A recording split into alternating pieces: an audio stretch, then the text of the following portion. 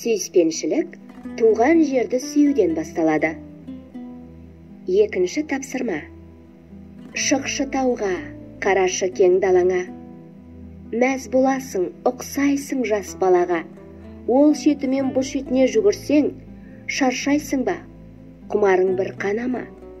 Уа дариға, алтын бесік туған жер, қадіріңді келсем білмей кеше көр. Жата алмас ем топырағыңда тебіренбей, ақын болмай, тасың болсам егер мен.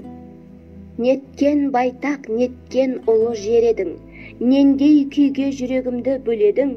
Сенде тудым, сенде өстім мен, сенде өлсем, арманым жоқ бұл дүниеде, дер едім.